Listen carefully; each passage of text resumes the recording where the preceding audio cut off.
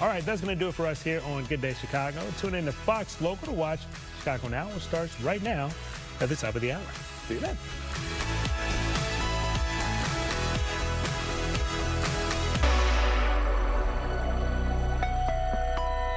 Jake's here and he didn't sing the theme song. Dude, because I had, so we've got these IFBs plugged into our ears so we can hear the show, and apparently I had it all the way up. So the reason I didn't sing the theme song today is because the theme song basically just burst my eardrum. Same with Worth me. it though. Just had to turn it down. How's it going? How are you guys feeling? Good morning, guys. Good morning. Did you guys see, by any chance, the guest that we just had at the Alana Springsteen. So I'm no so relation to Bruce. No relation to Bruce. But I'm so excited. She's opening for Keith Urban tonight. I'm going out to the show, of course so I get to see her. I get to see Keith. Backstage. I'm excited. Fingers crossed. We'll see. You never know. Most people try to keep their distance from me. Yeah, right. Which is probably smart. No but no, I'm excited to see her. She's a killer talent. One of the videos that we pulled, one of her music videos, like 12 million views after like a year. Like she's unreal. So I'm excited to see her. It's rare when you're as excited to see the opener as you are, you know, the headliner. I was walking down the hallway and she kind of caught my eye. Sure. And she was like, you know, most people are down on their phones or whatever, but she was watching the show. Yeah, oh yeah, that's great. Yeah, that's always nice. Wow, who's that? Yeah. I'm feeling like a hot mess today. Wow. I've got like makeup on my dress. This morning I was doing my makeup, I got it on like my bag. I was like squirting out the foundation, it squirted everywhere. And then I was like carrying my bag down the stairs and I was like, oh, I got it all over me. You know? Hazards of the job. Yeah. What? This is hazards of the job. Hazard. Do you guys have, and maybe this is just because I'm bad at putting on, believe it or not, I didn't necessarily learn how to put on makeup. Do you guys just constantly have just makeup on everything? There's a lot going on. I had to use those, whatever the spray is, not Clorox, but Shout on a white shirt just yesterday, in fact. I don't know what it was. I think it was, it was some kind of foundation or one of those things. I had to take it off in the car on my way home. Like, have to take it off. Yeah. Yeah. I can't stand having it. It feels. If I have, because sometimes I have, these like celebrity interviews I do. Sometimes they're not till 4, 5, 6 o'clock in the afternoon. And I'm lazy in the sense, it's like, I don't want to take makeup off and then have to put it back on. So sometimes I will just leave it on. Yeah. And by like 2 o'clock, I want to just claw my face off. I get it. I don't understand how people wear it all day. Women do, yeah, they wear it all day long. Because I feel like I can feel it. You can, yes. Maybe that's a sign that I'm wearing caked on. Or maybe not the right kind of makeup. I don't know. You know? There are so many different kinds. I get so overwhelmed whenever I go into, what's the store on Michigan Avenue with all the makeup? I get so overwhelmed. I get it. They're like, can we help you? I'm like, probably, but I don't know. That's a loaded Everybody question. at home is like, makeup. Yeah. Hey, listen, at the beginning of my career, it was a novelty. I could sense it from the staff when I walked in. Being a TV guy. Now, makeup for guys is a big thing now. Sure. They don't bat an eye anymore. Going back and watching, I've got these interviews that I've done from 20 years ago. For the first couple of years, I always thought that like only women wore makeup on television. So I just look very pale with just deep circles under my eyes because I wasn't sleeping because I was going to college and then going off and doing these things until someone said, you also can wear makeup. Wait, what kind of makeup are you doing, Jake? Like just powder, or do you put concealer under your eyes? We just had Donna, the great sort of person, the stylist, and to come in and help us out, and she kind of walked me through everything. I put some liquid goopy stuff on first, liquid goopy foundation, and then I get my little brush and some powder and go chicka shika shika shika shika. Is that it? That's it. Okay. And now she really helped me out with the coloring of it because I was unaware for so many years of my career I was giving Oompa Loompa vibes. I did not know. I will tell you that my mom for years used to say, you're looking orange. Oh, and I said, Mom, you don't know. Until finally, that camera once again, times have changed. Orange. Well, there's a camera. Don't bat an eye anymore. In which the saturation is so clearly off. Because look at that camera up there. That one looks good. Over here, I look like I belong in a very stylish chocolate factory. What do you get? And you look like Violet Beauregard. I do. Absolutely do. Jake, we don't have the rights to that song. We can't pay Warner Brothers that money. Great team. Happy Thursday, everybody. Happy Thursday. It feels like a Friday. It feels like a Friday. Well, this is my Friday. I'm out of here tomorrow. Good for you. Going? I'm going on a family vacation for Halloween. We're going to Salem. What? Yeah, a little Wait, family that makes sense. Your family likes Salem, Massachusetts, where where the witch trials happened. Yeah.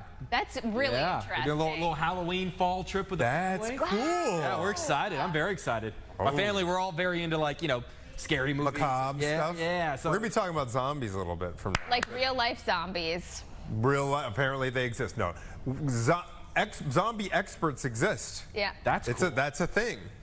They track their symbolism in pop culture and That's their cool. evolution I was in pop driving culture. on the Dan Ryan yesterday, and there was a Jeep all decked out in like zombie stickers. It had a couple skeletons, which probably for Halloween, That's not cool. zombies. It had some flags. But yeah, I was like, what is up with this person? I didn't have a chance to like look at who was driving, but I would assume they're an interesting character. Wait, we're having them on the show today? Yes. Clearly I didn't look at the rundown. You can stay with us. Oh, I'm excited. I have so many questions. Zombies. You go back to like Night of the Living Dead. That was a huge moment in film history and what it said about our society. And this year, 28 years later, is one of my favorite movies so far this year. I was trying to pull up the name of the Pedro Pascal thing, The Last of Us. Yeah. Yes. Was nice enough in the control room to remind me, but I have been, I'm a couple of episodes into season 2 of that, but Maggie, Wait, how many episodes into season? So I haven't gotten to the part, and I'm aware wait, you of know what about happened. the part. Oh, no. There's a thing that we're not going to ruin for you, but there's a thing. There's a thing. There's a thing. All right. Well, Sorry, I've I had was strong emotions about that. On the entertainment front, big baby news from music royalty, everybody. We are talking about Rihanna and A$AP Rocky. They have officially welcomed baby numero tres. Baby Her name girl. is Rocky, but with an I. Rocky, Aw, that's Irish cute. Mayors. And we are joined this morning by Michael Babcock. Michael. Wait, was Michael on standby having to listen to us ramble for the last 5 minutes? He just joined us. No, but he does listen to us sometimes. Sorry, Michael. Michael, you're muted. Michael, get it together. Michael, you're muted. Oh, no. There we go. Hey. I was going to say, good morning, guys. First of all, I was going to say, I love sitting here listening to you. I feel like I'm on my couch. I got my coffee, so talk away. Most people need something much stronger than coffee to listen to us. All right, so get us updated. In terms of surprise versus secrecy, where does this announcement kind of stack up? Put it in context for us, sir. Look, considering the baby was born September 13th, and today is today the 25th or 26th? 25th, I think. Yeah, 25th. 25th. That's pretty impressive, especially when you consider that the baby was born in L.A. at a Los Angeles area hospital, and nobody knew. We had gotten, I think, a couple of tips this week. Some people saying, "Hey, I believe that Rihanna had her baby," but nothing definitive. And then the couple gets to announce it on their own terms, which was cool. And like you said, Rocky with an I, so sort of in the same vein as Dad, but a little twist on the name there. What's the middle name? I wrote that down. Rocky Irish. Myers. M-A-Y-E-R, A$AP Rocky's last name.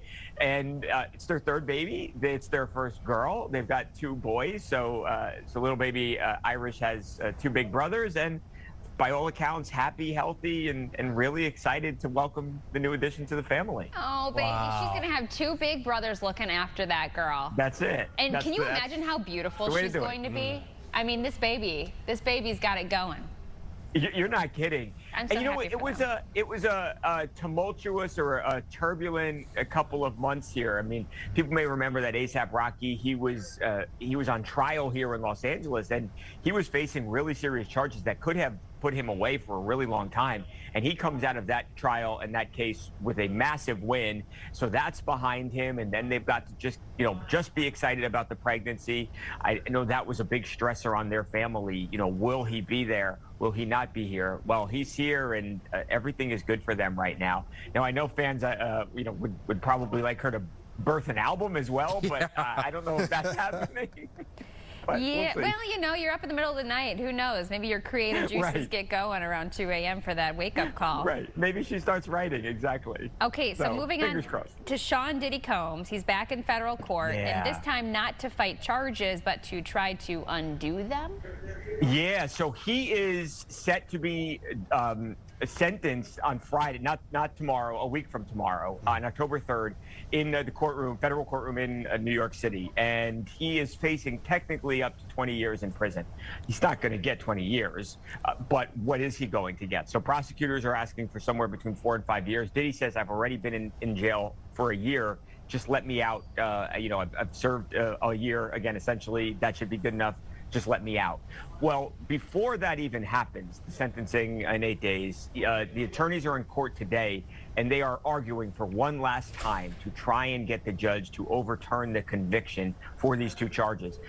He was convicted on something called the Mann Act. Essentially, it's taking a sex worker and transporting them across state lines for the purpose of the sex work. Well, Diddy basically says, look, I didn't make any money off of any of this. I should not have been convicted of the Mann Act. So he's, again, asking the judge for one last time to overturn this conviction. The judge has said no to that same question in the past. So I don't think there's any real reason to suggest that it's going to happen this time. But I mean, why not take every opportunity that you've got if you're Diddy and, throw everything at the wall and see what sticks. So probably gets denied here once again and will almost certainly be sentenced on Friday, and he finds out his fate then. So this is kind of a do or die day. Let's just assume the judge goes with what he's previously decided and upholds the conviction. Then the question is this sentence. You said no chance 20 years. That's not happening. Right. But what are the possibilities that legal insiders are kind of saying with regard to the sentence itself? Yeah. So they're asking, Diddy's side is saying 13 months, which would be about Time now. served. Yeah. He was arrested in September of 2024, and he's spent every single minute since then behind bars in that federal detention center in Brooklyn. So they're saying 13 months. Prosecutors are saying somewhere between 4 and 5 years. So I would not be shocked if ultimately the judge splits the difference and says, you're asking for a year, you're asking for 5 years, and perhaps it's 2-3 years, something to that effect. That's not what Diddy wants. Diddy wants out. He feels like this was government overreach here, that they for some reason they wanted to nail him and they were going to do whatever it took to get him behind bars, and he feels like they've done that to a large degree. But he says, I've spent this whole year in jail. That's enough. No one was hurt here. It wasn't a violent crime. Let me out. I just don't know the judge is going to see it like that. You mentioned that Diddy's been at this point in jail over a year, and you mentioned it's in Brooklyn. Yeah. A lot of times I feel like people's perception of a celebrity going to jail is that they're in sort of a posh kind of area. They're secluded from everyone. Do we know anything about what his time in jail has actually been like? Is he with Gin Pop? Is he kept away from everybody else? Like, what does Diddy's jail life look like? So we do know some. He is largely kept away from the rest of the population just because of his celebrity status. But as far as special treatment, I haven't heard anyone or talked to anybody that suggested that that's what he's getting. It's by Diddy's explanation of the place. It's a really not a nice place, not used to the places obviously Diddy's used to staying. You're talking about some of the nicest places in the world, and he says the conditions are pretty bad in this federal jail. So yeah, I don't think he's getting any special treatment. It's actually the same place where Luigi Mangione is. It's the same detention center in Brooklyn. So you've got some, for better or worse, you've got some notorious inmates who are there right now. So he wants to get rid of this offense under the Mann Act. Is he worried that asking this judge to go back on what they've already ruled will kind of make this judge angry, like he expects to get special treatment? Like, I could imagine you kind of got to play the game a little bit. Right. No, I think that's a good point, because ultimately this is going to be the same guy who in 8 days is going to sentence Diddy, and he's, like we said, he's got a lot of latitude here. He's not getting 20 years. It's not happening. But I mean, the reality is that there is a possibility for a really lengthy prison sentence here. So I think, you want to kind of wait carefully here, because you do not want to upset the guy who holds your fate in his hands. With that said, this judge has gotten more than 75 letters from people close to Diddy, 6 of his oldest kids, former girlfriends, and a lot of people who have known Diddy who have really gone to bat on his behalf. We'll see if that's had any impact on the judge on Friday, I suppose. All right, let's just say hypothetically that the judge, in a surprise move, overturns this conviction. Yeah. He perhaps grants a new trial. Does Diddy have any other legal battles kind of that he's juggling right now? What would happen in that situation? Yeah, well, I suppose if he were to throw out the convictions, then that would be it. Diddy at that point would not be convicted of any crimes, and he would be a free man. So I think at that moment he would be released, he would be freed. So theoretically, if they're going into court now and that were to happen, I could see Diddy walking out that same day. Likely not going to happen. As far as any other criminal issues. He doesn't have any criminal issues. These were the only charges he was facing. He does, though, have a bunch of civil lawsuits that there was a period there before the trial where there were these civil suits coming in. It seemed like every day against Diddy. And he has rectified a lot of those, but he's still got a bunch of those that he's got to deal with. But that's just money. He's got a lot of that. He can't buy more time. So he wants his freedom. I think the civil lawsuits, he'll either fight those or he'll settle them if it's warranted. And, you know, he's fine dealing with the civil suits, I think, if you were to ask Diddy. He just wants out of that jail cell. Wow. What a big week for Diddy after this whole saga. Michael Babcock, always good to check in with you. We love you, dude. So much. Have a good day. I love you guys. So I'm just going to sit here and listen now. Okay? Yeah, exactly. Come back, grab your coffee. We're going to talk more about makeup now. Oh, God. He knows all about it. Thanks, Michael. Appreciate it. And Jake Hamilton, man, first of all, I love what we did this morning. We went through our top 5 Muppet songs from over the years.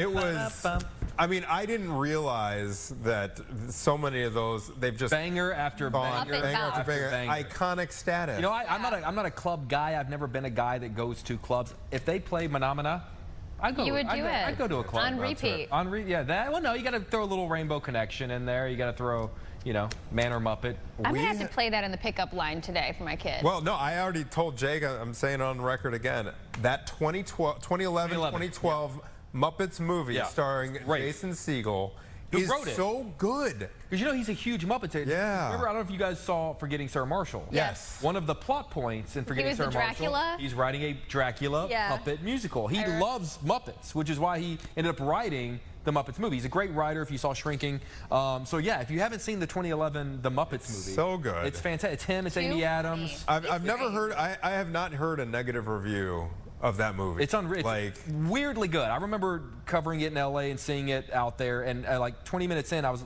sitting next to my buddy, and I leaned over, because we all kind of thought, okay, we're grown men, and we're going to see the Muppets movie, all right. And I leaned over and I went, is it just me, or is this kind of awesome? And then you said, no, you're really everyone loved it. I was on my top 10 list that year. I'm quoted on the DVD cover. No way. Yeah. That's a big deal. Yeah. How many covers have you been? I'm on a couple. I'm on Inglourious Bastards, which is really cool. That's Hamilton's always good for a quote. Yeah. Jake Hamilton's always good. That's so cool, Jake. You're so cool. Sometimes I just give, it's a movie. Nuh-uh. It exists. It exists. It has a beginning. That's when he doesn't like it. It has a middle. It ended. I hear a lot of positive reviews from you, though. Here's what I'll tell you. A lot of people come to me and they say, oh, you only give positive reviews. And I say, no, you only hear the positive reviews that I give. My argument being, there's so much negativity. There's a lot of crap that I watch and do not like. What I don't do is go out and trash things publicly. I see a lot of things and then just don't talk about them that I don't like. So because there's just so much it takes a lot of work to put it. Whether a movie is the best movie you've ever seen or it's crappy, a lot of people tried their best on that movie. You see the credits at the end of a movie, a lot of people did their best work. I don't really want to go out and just rip it apart, so I'm just going to stay quiet. If I love a movie, I'll tell you, and if I don't like a movie, I'll just sit back and let someone else. Do you ever write negative reviews for things, you guys? If you purchase something and you really don't like it? I have from time to time when it's particularly egregious. Can you say? Ooh, I can't pull any off the top of my head. Oh, there was a I won't say call them out by name, but a local car service station where it was just the whole experience from start to finish was absolutely awful. I've got one, and they actually, okay, so I typically wouldn't either, because first of all, who has the time and energy for that? But this particular instance. So since it's fall season, there's this company called Happy Wax, and it's like healthy wax melts. I love this company, and they've got the cutest wax melt options. And what is a wax melt? It's you put the wax in the thing and it melts it, and then it smells like a candle. So I was turned on to it because one time years ago I was walking down the street in my neighborhood and I caught a whiff of something in the fall, and I was like, oh, that smells really good. What is that? So I talked to my neighbor and she's like, oh, that's my Happy Wax melt. It's called Autumn Breeze. And I was like, I have to have this. It smelled through her house. Like I smelled it because her window was open. Wow. Anyways, long story short, I ordered a fall collection option. It had 3 different flavors. One of them was called Pumpkin Patch, but it smells like pineapples. It smells like a citrus bathroom. And I was like, this is not a pumpkin patch Did they send you the wrong one? by any means. No, know. So I got on there because I was like, I want people to know, because then when you get the bag. That's hilarious. Of like, all the things, the smell didn't match, and you took the time. Pineapple citrus bathroom, Anthony. Pineapple citrus. You're buying something that says pumpkin patch and it smells like a. Anyways, so I wrote, this doesn't really smell like a pumpkin patch. It smells more like pineapples. And then they ended up sending me, like an autumn breeze, that one that I originally liked, a bag of these wax melts. Did they have anything to say about why it smelled like citrus when it was supposed to smell like autumn? No, but it's really weird. I should bring it in and let you guys smell it. I'm so curious to smell it. Because it's called pumpkin patch and it smells like pineapple. I left a negative review one time. Okay. Now that I'm thinking about it online, and I'm never a take the time. No, to, you know, I know, yeah. I ordered a movie poster online to have because I was interviewing like a director that I really loved and I wanted him to sign. And it was tiny. No, because normally when you ship a poster, you think what? You're going to roll it up and you're going to ship it in a tube like that. Sure. Yeah, right? This is how they did it. Oh. And then sent it in an envelope like this. What? So that whenever I got the poster to be signed by like this amazing director, I went, And it had bins in it. and I was like, what am I supposed to do with this? Like, this is... That's no good. So I think I commented, like, I didn't think I needed to tell a poster company this, but, like, maybe roll your posters into a tube and not fold them like a letter. Did they say sorry? I don't think they cared. They just denied your review. But you said your piece. Said my piece. I want people to know. It's just a heads up to everybody else who's looking, you know? Because I read the reviews when I buy stuff, too. We're going to take a quick break, but when we come back, I cannot wait to find out more about this interview. I just wish I could bring bigger stars. I'd bring the biggest stars I can. Leonardo DiCaprio sits down with our very own Jake Hamilton, and the review that you are giving is upcoming movie. Yes. It's great.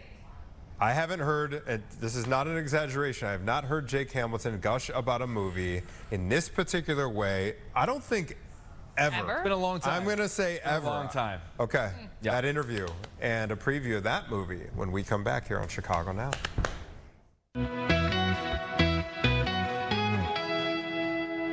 Mother's advice.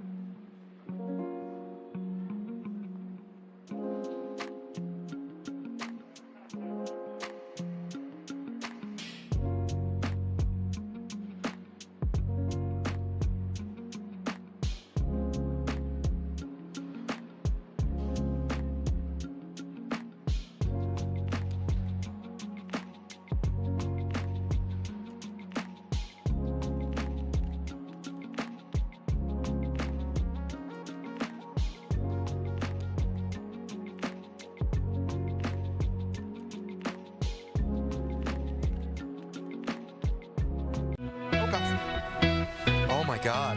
Oh my God. Oh my God. If you only knew what just happened in this commercial break. I'm not telling them because I want people to watch the show. What the hell happens up here whenever I'm not here? All right, started with, I'm going to give the cliff notes. It started with me showing everybody an update of the spider bite that I have unfolding. I'm call HR for this. Remember that scene on the back of my knee. Remember that scene in Jaws when Quint's like, you want to see my scar? Yeah. Like, that's basically what just happened with these two. Like, they're on the orca comparing scars. like Quentin Brody and everyone's showing the scars, but it was not fun. We'll air all of it on Chicago Now Unfiltered. Oh my which God. is on our off brand. Yeah, we're on digital. We're not streaming anymore. No. We're linear now, baby. I literally talk about Jimmy Kimmel. This would be a oh my God time FCC violation. I was just laughing in my hair. If we're gonna have to go back and like watch this again, crying. I know. I sucked my hair into my mouth. I was just oh my God. hair. You better rescue us. For the love of God. So there's a movie coming out tonight. Yeah, thank God. It goes back like on a track. Kleenex. Is my makeup crazy? I was trying. I can help you with it if you want me to. I can help you. I know how to do it. Oh no. Oh my God. This is shows. God help any other guest on the show today. All right. There is a movie coming out tonight. Technically opening day's tomorrow, but it comes out tonight. It's called One Battle After Another. It's from a guy named, he's a writer-director named Paul Thomas Anderson. Okay, and if you're not familiar with Paul Thomas Anderson, he made movies like Boogie Nights, Magnolia, There Will Be Blood. Brilliant, brilliant filmmaker. He and actor Leonardo DiCaprio, get it together, Cody. For the love of God, get it together. Have been trying to work together for nearly 30 years. DiCaprio was offered the lead role in the movie Boogie Nights, but Leo could not take Boogie Nights because he was committed to a little movie called Titanic. Now, nearly 3 decades later, here we are. They finally have worked together, and they're starring in this movie called One Battle After Another, which is far and away not just my favorite movie so far this year. At the end of, in 5 years from now, whenever I do the best of the decade list, it will be one of the 10 best movies of the decade. It is. I told you guys. That unbelievably good. Wow. I think I know it's. What was your favorite part? Here's the deal, is that the trailers, it's a hard movie to cut a trailer for. I've had a lot of people say, you know, I've seen the trailers and it doesn't really do it for me. And I understand that because I actually am right there with you. And it's no fault to the people who cut the trailers. It's no fault to the marketing because the people that did the marketing for this movie have done a great job, but it's just a hard movie to summarize. Basically what happens is DiCaprio is sort of this ex-revolutionary. Like 15 years ago, he used to be hardcore and would do all these revolutionary things, and he meets a girl and they have a daughter. And 15 years later, he's kind of gotten out of the revolutionary game. He's got a daughter. He sits around his house smoking weed all the time. Well, his old enemy from back in the day, who he used to sort of protest against, comes back and takes his daughter. And all of a sudden, he's realizing, I got to get back into the revolutionary game. I got to try to remember how to do this because I got to get my daughter back. There's a reason most of the clips throughout the movie, he's in a hoodie and a bathrobe and sunglasses because he was sitting on his couch smoking when he realized his daughter was taken and had to jump off his couch and go. Action. So majority of the movie, he's in a bathrobe because and he's trying to get back into the revolutionary game, and he's trying to remember what are all the passwords and everything to get back into it, but it's tough for him. Now, here's the deal. I mentioned he's working with this director, Paul Thomas Anderson. You think about some of the directors he's worked with over his career. He's worked with James Cameron. Martin Scorsese, Steven Spielberg, Quentin Tarantino. I mean, he's worked, all the Mount Rushmore. So the reason he makes great movies is because he chooses to work with great directors. So I wanted to know, over the course of his, at this point now, 30, 35, almost 40-year career, what's the best piece of direction he's ever received from a director? And apparently it goes way back to the early days of his career. Gentlemen, thank you for taking the time. Good to see you again. Good to see you. Mr. DiCaprio, I'm going to start with you. Obviously, you're an actor who has always gravitated toward amazing directors. You think of Mr. Scorsese and Spielberg and Nolan and Tarantino, and obviously now we're adding Paul Thomas Anderson to the list. I would love to know, from your perspective, what do all great directors have in common? Because those are all wildly different storytellers. And an extension of that, do you have a favorite or a memorable piece of direction that you've loved over the years? I think probably my first film-going experience as a leading man in a movie was In This Boy's Life, and the director told me pain is temporary, film is forever. When you first arrive on that film set, it's just it's a whole different ecosystem and environment where I got to watch Robert De Niro perform in front of me. You just learn so much. But as far as being able to work with these directors, look, it's pretty simple. I looked at, being able to work as an actor is like winning the lottery. I think Benicio can say the same. You get these opportunities, you go, okay, for me, it's going to be a marathon. It's not going to be a sprint. And hopefully along the way, you have hits and misses. People connect with certain movies or they don't, but you at least try to achieve something artistic in the process. And, you know, it's a director's medium at the end of the day. We're seeing and immersing ourselves in these storylines through their landscape, their eye. And that's why, you know, being able to work with directors like Paul and the people that you mentioned are so absolutely important to me, because the wrong stories in the wrong hands can sometimes just not work out. What time is it? You know, I don't remember that part. All right, let's just not nitpick over the passwords. Speaking of not working out, I think one of my favorite plot lines of any movie in a long time is Bob's inability to remember the passwords and the code phrases at the most inopportune and awkward times. You guys have had such amazing careers. Looking back, what was the worst, most inopportune, awkward moment where you blanked and could not remember your line? Line. Maybe he already has. I think we've had those moments. Of course. Right now. Embarrass yourself like that in front of all those damn people. Has there been like a co-star that you've stood in front of and just thought, I cannot embarrass myself in front of this person at this moment? Oh, yeah. De Niro, Christopher Walken, yeah. I mean, Tom Hanks. I think there's always situations where you're stumped and the line doesn't come out. And that's the beauty of being able to work on movies. You get a second opportunity, you know, to make it right. Yes, you get that second take. Can we just go back? Please, can we just cut? Can we just cut? You got to be honest and say, hey, you know what? I forgot. Let's go again. So if you can tell during that second answer, I had to splice in some clips from the movie Once Upon a Time in Hollywood, because we talked about that idea of forgetting lines. And if you haven't seen Once Upon a Time in Hollywood, he plays an actor in Hollywood, like works in westerns in the 60s, and he has this brilliant sequence where he's in the middle of a take and goes blank and forgets his line. Oh. Just goes into his trailer and just absolutely loses it. Oh. If you have, it's absolutely amazing. If you haven't seen, I know I'm telling you to see Once Upon a Time or One Battle After Another, but if you haven't seen Once Upon a Time in Hollywood, it sounds strange. It's a comfort movie for me. I put it on like in the background. Yeah. I can see that. It's a long movie. It's a long movie, and it's basically just awesome. two guys hanging out. I like The Holiday for that, like the background movie. They're very similar movies. A background You should movie? totally watch them. Yeah, like a comfort one that you could just throw on. This is wild to say, but comfort movie for me could be like in the Goodfellas. Yeah, of course. Or Casino. Yeah. You know, comfort movies to me are, you know, you've seen them a million times, so you don't need to really pay Exactly. attention. Yes. You can pick it up anywhere. Jurassic Park. I put Jurassic Park on do you have one? in the Do you background. have one? Well, I said The Holiday, but I think it's, The for Holiday. me, it's more of like the vibe and how it makes me feel. But Jurassic Park, I feel like that would not do it for me. Well, that's why I like Once Upon a Time in Hollywood. It's very, like, it's set in 1969. It's in LA. It's kind of old school classic Hollywood. You know, it's just a good. The visuals. Yeah, the visuals of all the lights coming on and everything. You're absolutely right. It is all about the vibe. I love that Caitlin's answer was The Holiday, this warm. And yours was comfort. Ours was Goodfellas, Casino, Monsters. Boys. Tarantino. Like it's yeah. Jake, thank you. I am definitely going to be early adopter on this one. Please go see it. We want to support good cinema in theaters. Okay, we'll be back with more Chicago Now right after this.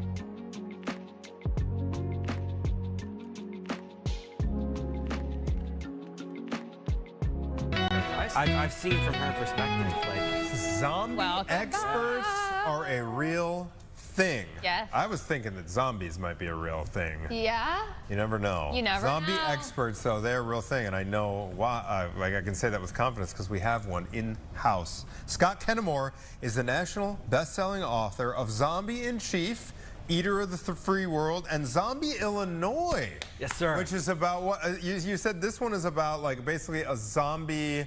Like localized zombie apocalypse in an Illinois town? Yeah, so it's set in, the Illinois town is Chicago. Okay. But I love zombies. Out of all the monsters in the pantheon, like the thing about zombies is there are a lot of them. Yeah. You can have just like one vampire, one wolfman, but there's gonna be zombies plural.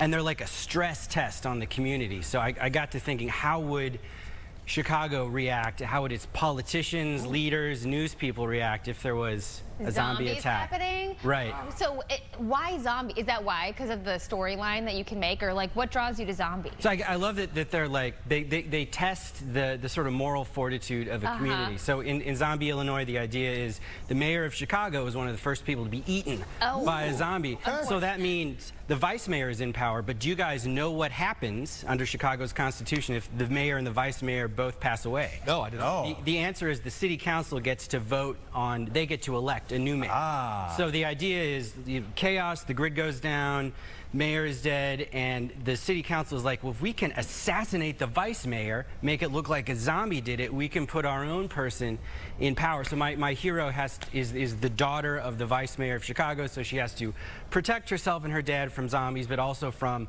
the Chicago City Council who's trying to murder him. Wow, it's politics. It's like corrupt Chicago politics meets The Last of Us. It's George Romero. Oh my God. That is cool. Okay, and so you've actually written.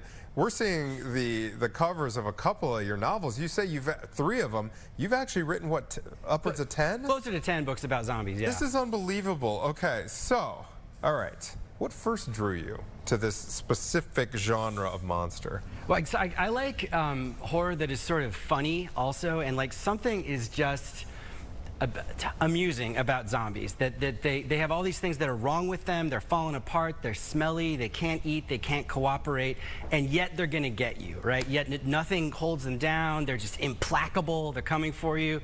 And I just think that they make me smile when they stumble on screen. I just like them. This is going to sound ridiculous. I was telling you I'm a huge fan of horror. And one of the things I always defend about horror is that horror is often used as a vessel to say something about what's going on in our society. You look back at like George Romero's movies, Night of the Living Dead, had a lot to say about racism, and Dawn of the Dead was about capitalism. Like, do you find that you almost have to kind of, do you use the zombies to kind of, you talked about them being a stress test on people. They can actually, in a stress crazy as it sounds, be a metaphor for things that are really going on in our world. Yeah, for sure, for sure.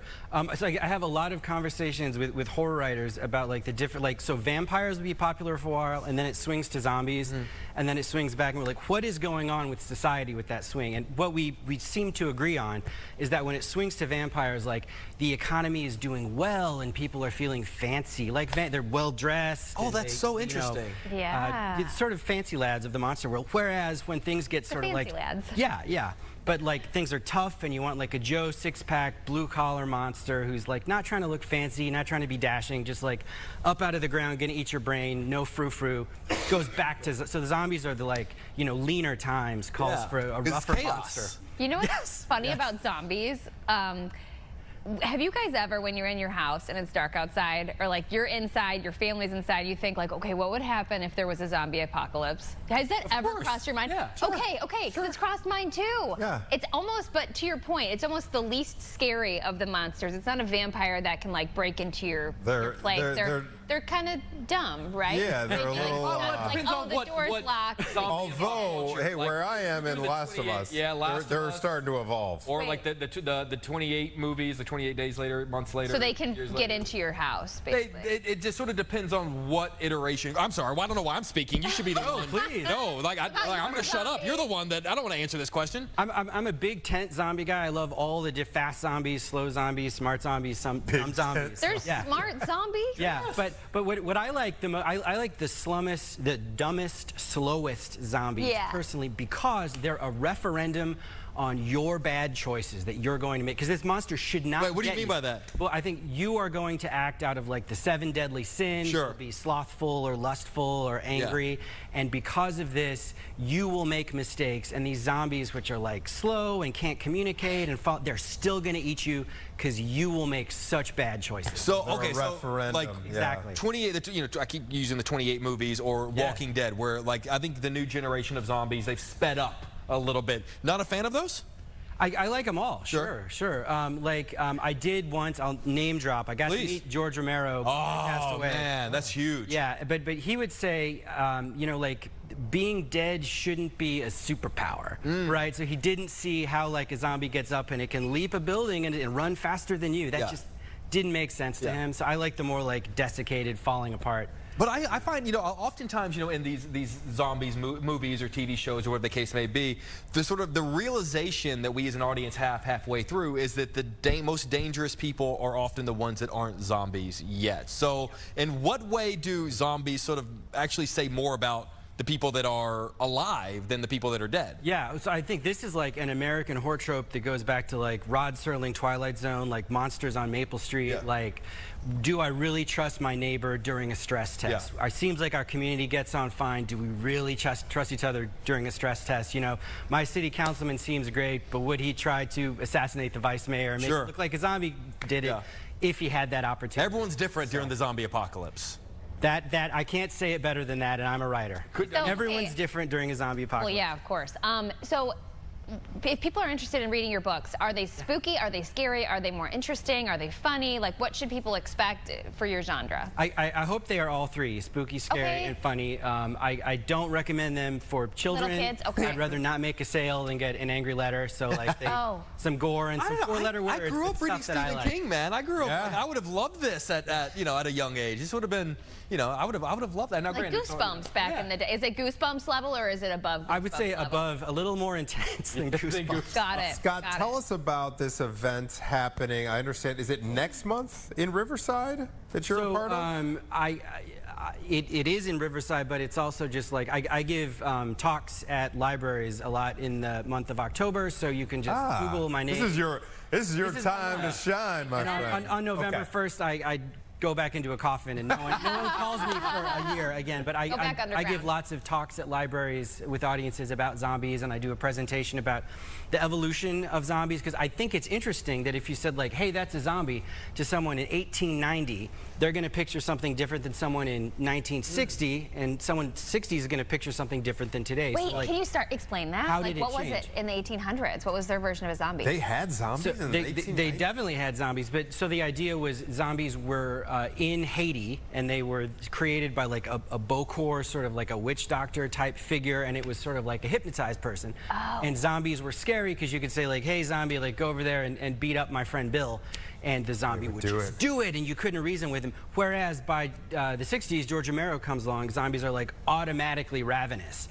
Like you don't have to say like, hey, zombie, go eat Bill's face. The zombie will they're wired. Okay. Yeah, so no prompting is required. And then you get into like Return of the Living Dead in the 1980s. That's the first movie where zombies ask for brains by name. So like they want to eat the most essential part of you, which I also love. Like they want to eat the part of you that is you, your brain. Yeah. And then we get into, we were talking about the 28 Days Later films where zombies are maybe even like faster than you. So suddenly it's a thing that has powers beyond yours. I don't like that. Yeah. So I give this presentation where I talk about where were the inflection points where they change. And what I think it says is that if you're a creative person and you like to make movies or write novels or draw comics, you can come up with the next thing. And that zombies are always evolving, so you should feel like jump in, the water's warm. Like, try your own thing with zombies. You know, like Anthony was just saying that you know, you're watching The Last of Us. Yes. I think one of the most haunting scenes in pop culture in the last 10 years is the opening scene of the first episode of The Last of Us, because it basically explains that there really is this bug that can take control of your brain and tell you what to do. It's a very real thing. Yes. Like a mushroom or something. Right, it's a fungus. A fungus, yes. And it very much almost made me scientifically believe that this is a thing that could happen. Is there any actual, as ridiculous as it sounds, any science to zombies, or are they as fiction can be? Well, certainly there is science to. I think that it's the scenario in The Last of Us where certain kinds of mushrooms can, spores can take over organic matter and drive them and make them do certain things. Not to steer it away from zombies, but another field of horror I write about now is like AI horror. Oh, sure. Yeah. And I want to, because that's similar to zombies, and you've got this thing that like is acting like it's alive, but it's not alive, but it's sure acting like it's alive, and when will it? So I think though that people realize that sometimes ideas about what's going to happen does come from like the science fiction horror community. So I'll name drop again, but earlier this year I was invited to a conference at the University of Chicago to talk about AI. Every single person in the room except for me was an executive at a tech company or had a PhD in a STEM field. And then they brought me on to say, like, okay, so where do science fiction writers think this is going to go? Because you know as much as we do, and that's a terrifying idea. Sure. It really We're the is, ones but that you know, thought we have told some real-life AI-related horror stories of late, and it is serious stuff. Out of control. It's a real-life horror. On the show recently, he was like, dude, I wrote about this 40 years ago. Exactly. Isaac Asimov, iRobot, all this stuff. And then I noticed, the thought occurred to me when you were talking about how relevant some of these editions of zombie stories can be. I'm about halfway through The Last of Us, and I noticed how it kind of goes into that, in America, it's this fictional future America, but it kind of resorts to like this tribalism. And I was going to ask you, and maybe this is a piece of your presentation, but how these different iterations and more modern iterations of zombies and their portrayal of zombies do reflect what is actually happening in the political sphere. Sure. You know, what comes to mind is, again, I think when things get leaner and meaner, people get into zombies because there's that intersection of people who are like already like survivalists anyway. And what would I do in hard times? What would I do if the grid goes down? Because like the grid doesn't need to go down for Dracula to be scary, but like, the grid goes down in a zombie story, and you find out more who your real friends are. So I think during like leaner times, zombie stories kind of like become a little more relevant, have you guys ever thought about that? Like what you would do in that case? Oh, I have. I have. What would you guys do? I am dead. I am absolutely dead as well. I have around a campfire. I have one kind of like couple removed associates who has this huge plot of land in southern Indiana that might be a destination. He's not like a, what do they call him? Doomsday prepper. Doomsday prepper. He's not like that, but it's a big plot of land that like no one else has access to, so maybe that could would he let you on? Yeah, he would. You know? He would. I feel like you would have to learn how to hunt, obviously, and fish. But my question is, like, if the electrical grid goes down, does that mean like electric vehicles don't work, or like? Well, you can't charge them. Well, sure, but like, can you even get it started? You can get it. I mean, as long as it's charged, I think I'd imagine you can get it started until the battery. It's like a battery. You think? Yeah, it's like anything with a battery still works until the battery runs out. So then, like here, public transportation wouldn't work. I just wonder, like, if it would be like a zombie apocalypse where all the cars are stranded on the side of the road. It's just, I mean, don't go there, you guys. What? Exactly, run out of gas. Yeah. And then what? And then what on your way down to southern Indiana, Anthony? Well, how does everyone get around in The Last of Us? On a horse. On a horse. I love that. What's old is new again. And by the way, speaking of real zombies in real life, have you guys seen those videos of like praying mantises that have those bugs, those worms, those parasitic worms inside of it? Those kind of are zombie active. Reminds me of The Last of Us. Yeah. Because it's a fungus that takes over the human body. But in real life, that's a real thing. I think it is a real thing, and I think it's quite comparable. So Are you a fan of Black Mirror by chance? Sure, yeah. Because some of this stuff, when you mentioned AI, that's a little, I would compare Black Mirror, which is a series on Netflix if you haven't seen it, to almost a 2025 Twilight Zone. Exactly.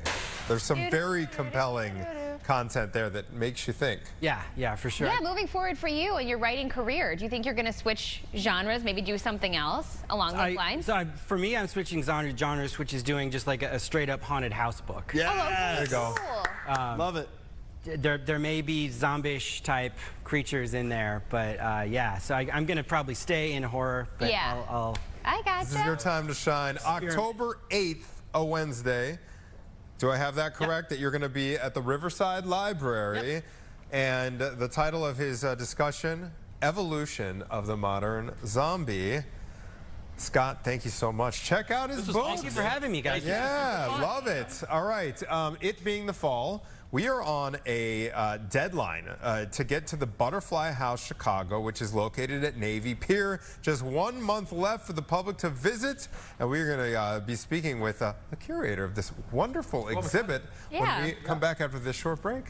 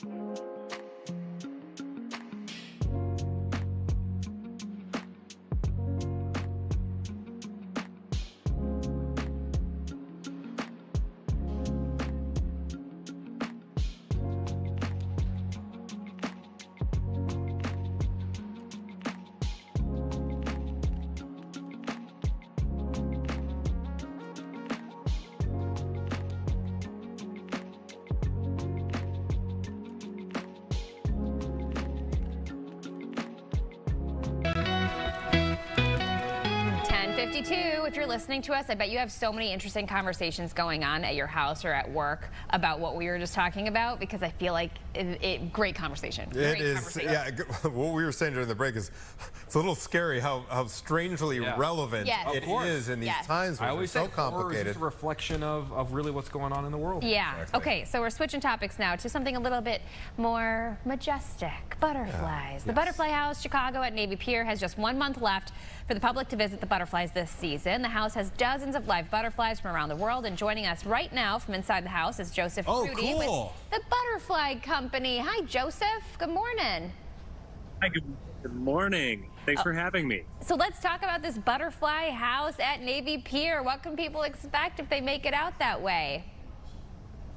So, a beautiful time that's appropriate for the whole family in a safe and educational environment. You know, we're all about sharing the love of butterflies and kind of all the important things they do for the environment and the world around us in this really beautiful space. We have something like 700 butterflies flying at the moment, and we will continue to have, you know, through the end of October. It's hard to tell from the angle where you have your camera set up, because it looks like an indoor greenhouse, but I also see the wind. Are you inside or outside, Joseph? Oh, he froze on us. Oh. He's going to come back alive, though, I have a feeling. Have you guys ever been to a butterfly house before? I've been to the one at the Peggy Motor Park. Oh, go ahead, Joseph. I think you're back online.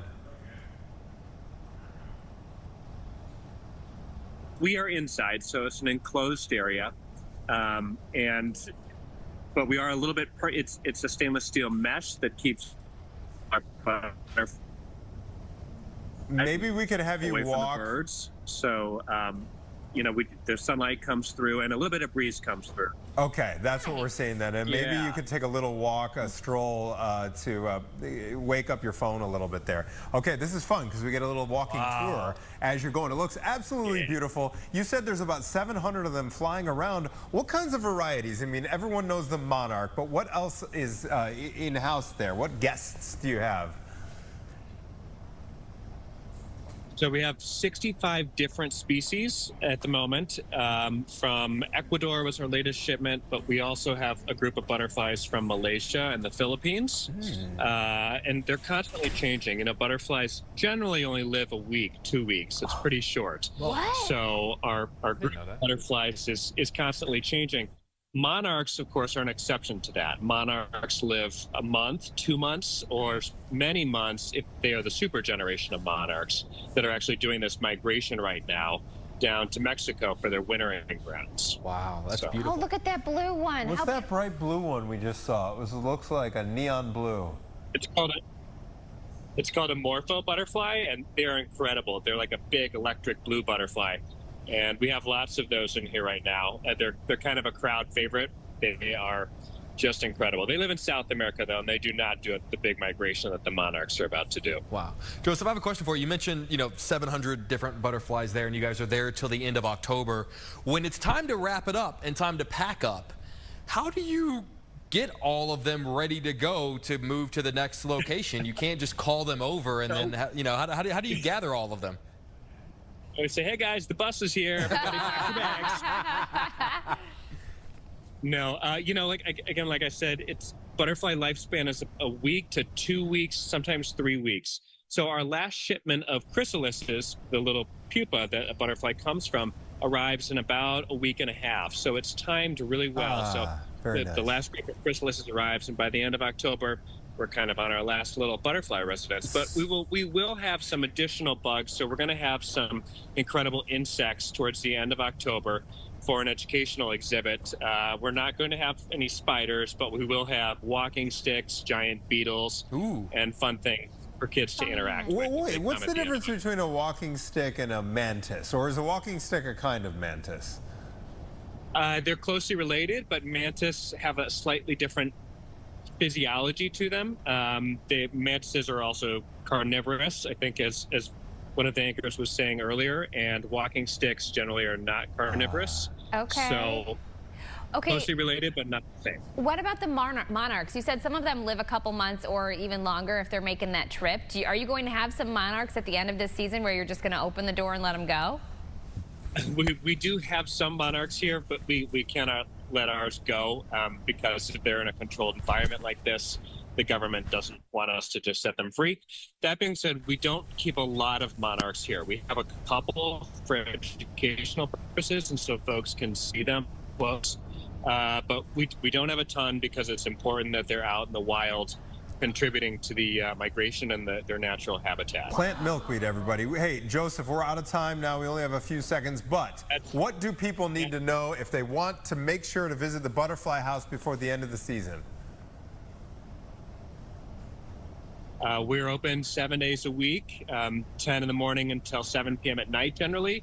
You can grab a ticket at the door, and there's more information on our website, which is butterflyhousechicago.com, and please come and see us. We'd love to show you our butterflies. Joseph, thank you so much. Really appreciate it, sir, from Navy Pier. Now, that wouldn't be a bad date. That'd be a great date. Right? That'd be sweet. A little urban adventure. Yeah. Especially if it's like a part of like your Navy Pier experience. Because I drove by it the other day. It's like, kind of right there, right off Navy Pier. I wonder if you ever get landed on. Yeah. Oh, for sure. Didn't you see he got landed on? Oh, he got landed to us. Yeah. Yeah. Really cool. I didn't realize they only live for this much time. Me too. It's kind of sad. You got to get in on the window. Makes sense that, the collectors, they've got all these different butterflies because they don't live that long. Got to find your way to Butterfly House on Navy Pier, everybody. All right, we are coming up on 11 a.m. Another hour of Chicago Now is up next, so stay with us.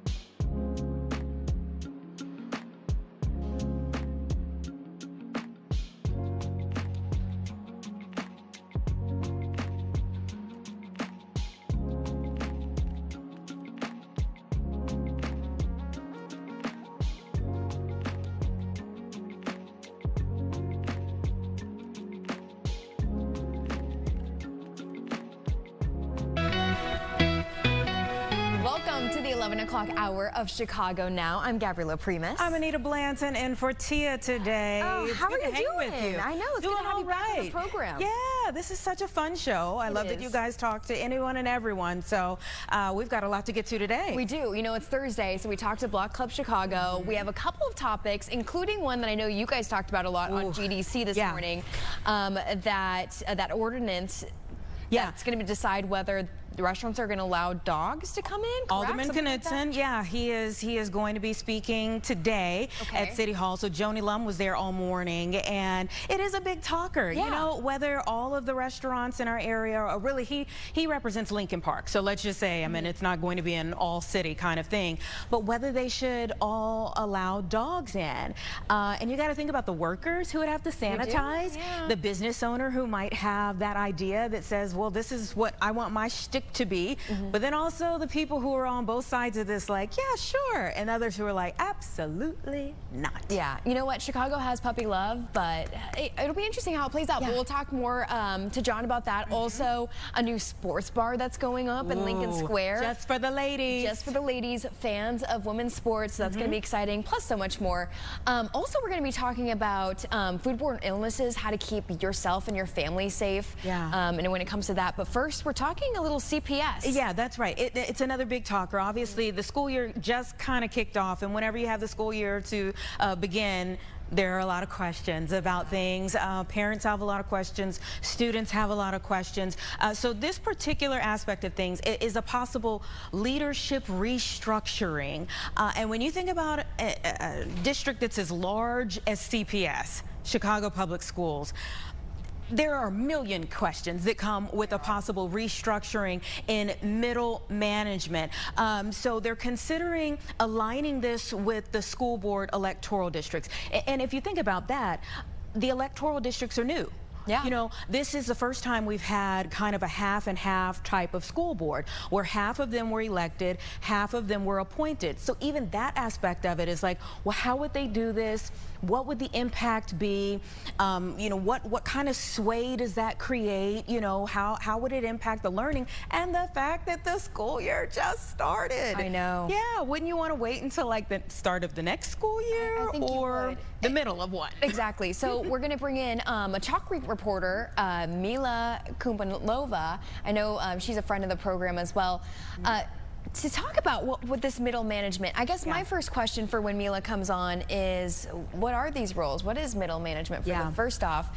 But I know that they do a lot of great reporting here in our city, and they're able to answer a lot of these hanging questions. Of course, again, as the school year starts, everyone's overwhelmed with starting a new grade, a new class, new teacher. I mean, everything. You know, you hear some of everything when the school year starts. So, and of course, right now, CPS is looking for a new superintendent, and this is a big difference too, because we've had a CEO. Yeah. And so what they're looking for now is a superintendent. So you're thinking about a district that's just been through all of this change in terms of an outgoing CEO who's now gone on to Boston or Massachusetts. You know, he's going to be running the entire state. So that's a whole nother conversation, education for the entire state. But what he's left behind, you know, there were major votes in terms of the new, the interim CEO who's in his place, Macklin King right now, who is running the district. Again, we have this split school board, and so it's been really interesting to see how they've kind of gelled and the new things that have come out of that. And then you get into the weeds of things. Do you need more changes? Exactly. Is this needed, or is this something that can wait? And what are the specifics to this? So, yeah, we have been trying to get some information from Mila Kumpanlova, who is joining us now. Hi there. Hello, good morning. Good to see you. Good to see you too. All right, so let's jump right into this aspect of it about what middle management actually is for CPS. Yeah, so schools, all of CPS's roughly 500 schools are grouped into networks largely based on where they are in the city. And these networks have network chiefs and network teams. One of their big roles is evaluating principals and giving them feedback on their performance. But they're also generally a place where school leaders can go when they have some kind of issue that they're dealing with. So the networks service sort of a middleman between the schools and central office. So why are they reconsidering this, or considering this restructure? Well, we heard about a couple of big reasons this is under consideration. One is this idea that maybe there should be a more direct way for schools to connect to central office, and so basically this level of middle management can be a little more nimble and responsive to schools when they need something. But also clearly a part of this is money. The district would be able to save some dollars on administrative positions, and they're saying that that would allow them in the longer run to steer more money directly to schools. And that's a big part of it. We just learned that they just lost another like $8 million for the school district this morning. So let's talk about the timing of it. I was mentioning a few moments ago, they've been through so much change in the last several months. Talk about the timing and like why now and what this will mean. Well, from what I understand, this is the beginning of a conversation in CPS. They have really stressed that no decisions have been made, and they're still exploring different ways this could be done. I am not clear on exactly what the timeline is and when they're hoping to accomplish this. Something to consider is in the budget that the school board recently passed, there are about $50 million in cuts, including some cuts to administrative positions. And in my understanding, these changes would help the district deliver on some of these cuts that are already baked into the budget. So I'm sure that folks in the district are closely watching what might happen with federal funding over this clash with the Trump administration that you mentioned. But the district is already on the hook to make some cuts to administrative positions. So this might be its way to deliver on some of these reductions that are already assumed or included in the current budget.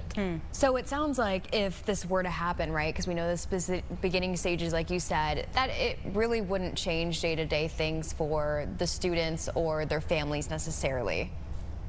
Yeah, that's a good question. I know when I first heard about this, my first thought was, would any family or parent reading about this really care or even make sense of what the implications of this change would be? I don't know that many of us as CPS parents really have these networks on our radar.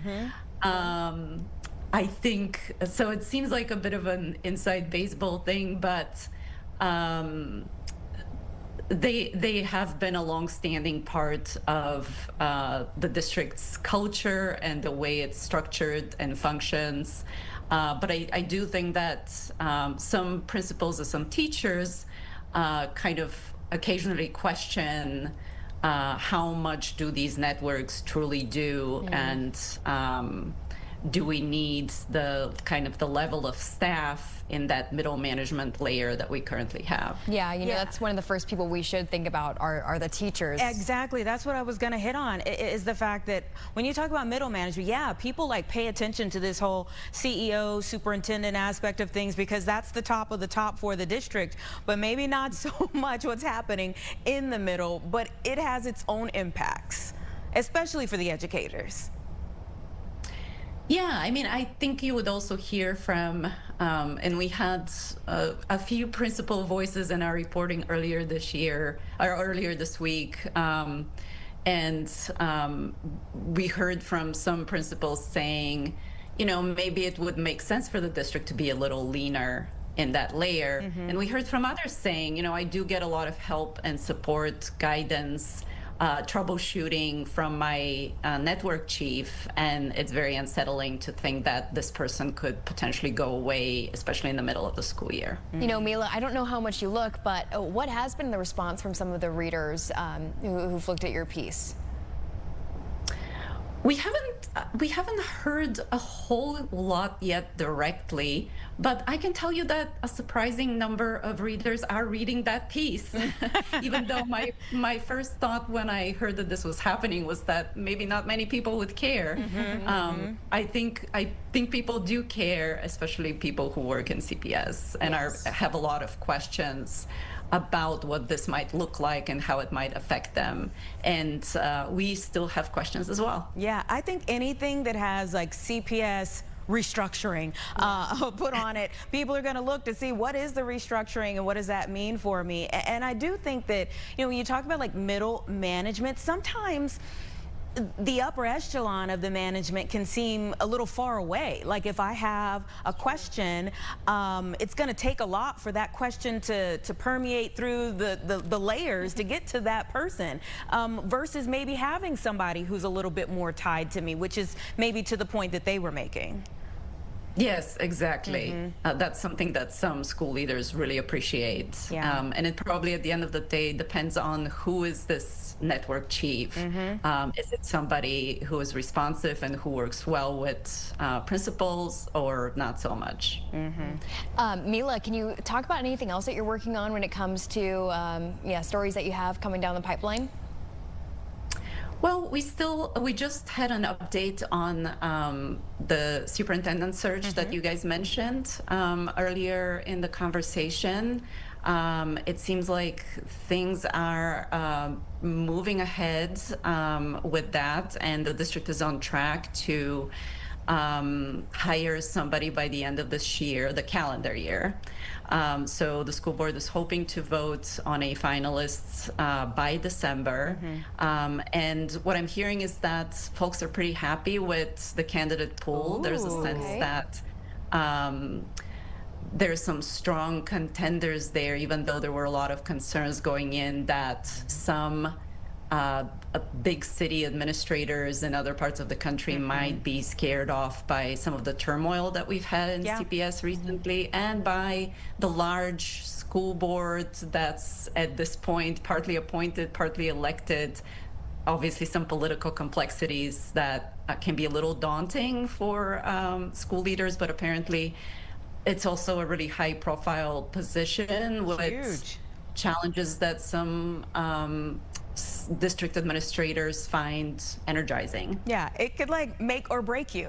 It's a massive role. Yeah, and I remember them saying, we had in Sean Hardin, and I remember him saying that they could have somebody possibly as early as September. Now we're looking at December, so I know that it's going to take a while. And they're working with like a firm, right?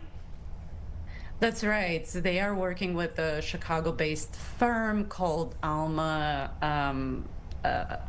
Advisory Group that has helped recruit candidates for the search and do like an initial screening of the applications. So school board members will start interviewing some candidates after that initial search firm screen in the coming weeks, imminently.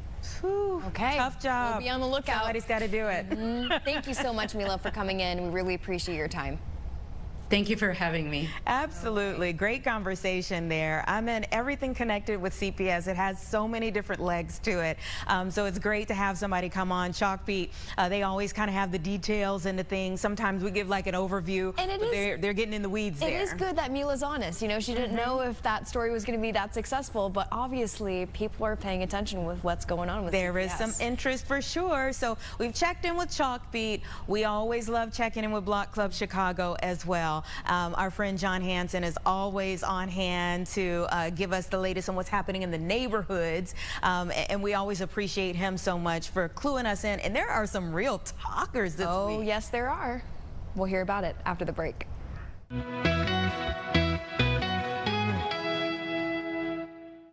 Good news.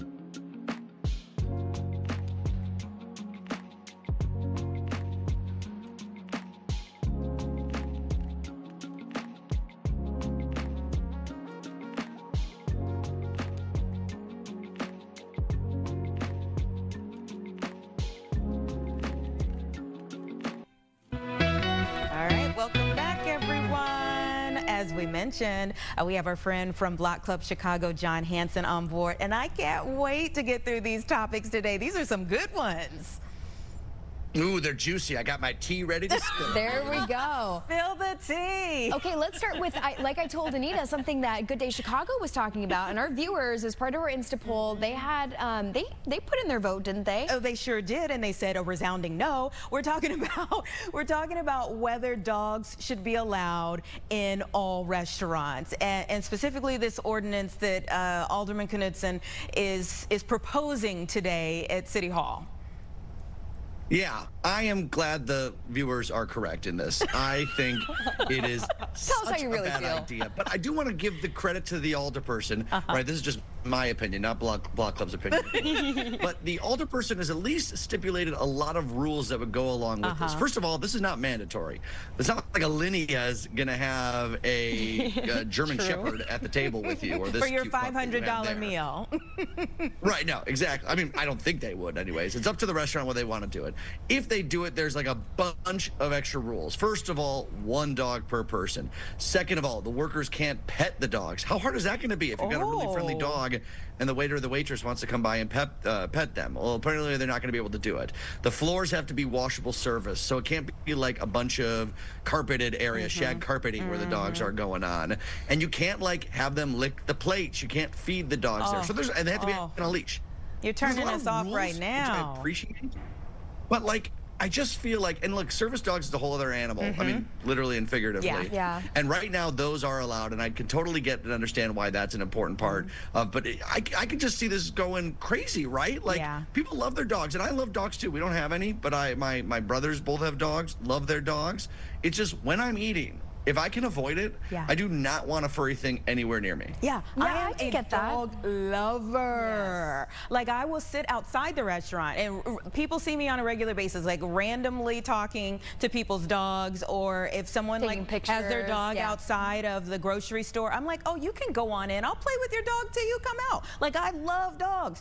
But you're right, like sitting inside the restaurant and them like kind of running on the bench that you're sitting on or something, or coming up to your table, totally different ball game. You know, but it is funny in Chicago. I've been to so many places where it says on the door, you know, I'm sorry, but no dogs allowed in here. But do you see dogs in there anyways?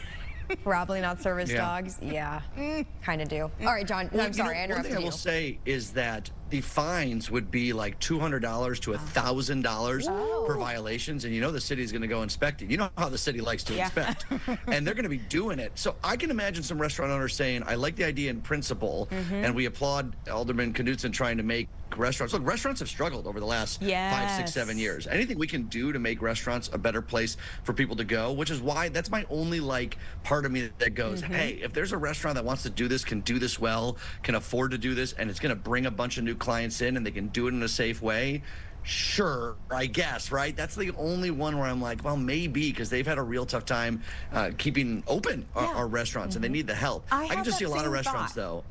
I have that same thought where it's like, okay, listen, if an entrepreneur says, I want this to be my shtick, like we have, you know, what was it? There's a new place that's like a social club just for people with dogs. Like, if you want that to be your shtick, I could see like, okay, well, it being allowed so that people who have that idea can make it their thing.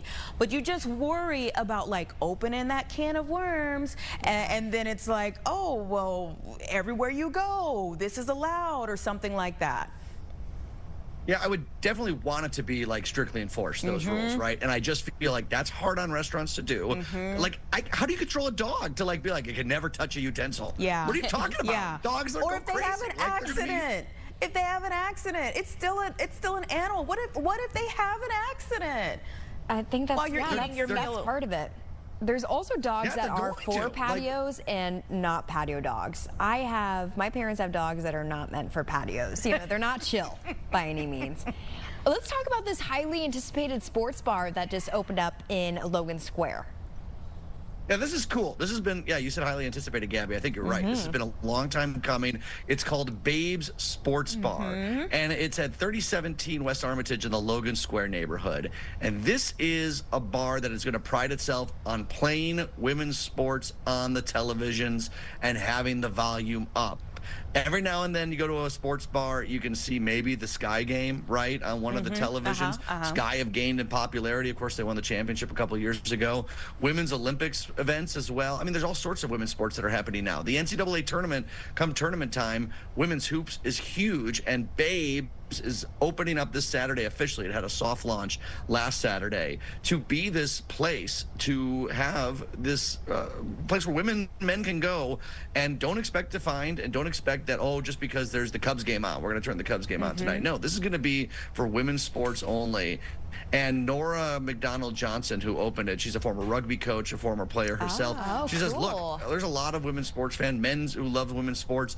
Everyone is welcome to be here. And it's what a great place and a great idea to be kind of that niche spot. I think it's like the only one in the city that we've found. And really, there's not a lot in the country that do it this way. Yeah, I was going to say, I feel like it's catching on. Like, I saw something a few months ago for a totally different state where this was a part of their conversation. So I think it's catching on, just like more people are just concerned and watching women's sports. And I'm so glad that we're having this conversation with you, because, you know, when you just heard this will be a women's only type of place, you have a lot of different thoughts on it. Like my first thought was, okay, sometimes if you and your girls are super sports fans and you don't want to go into a place where now people are going to be like, oh, pretty girls, why don't we go talk to them? No, I just want to watch this game like you watch the game. It would be a nice place to go.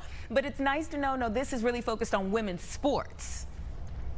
Yes, women's sports. Yeah, it's not a women's only place. Maybe a lot more women will congregate than not, but I think it's going to be a place for anyone to feel safe to be who they are and be there for the sports. And like you're saying, Anita, not kind of the stuff on the side that sometimes happens if you go to a traditional sports bar as a woman about town and, you know, guys want to talk to you, right? Like, I mean, that's just the way it goes. I think, and I'm not saying that this will never happen there, but I think it's a good way to do it. I just want to say, they raised a ton of money via crowdsourcing, too.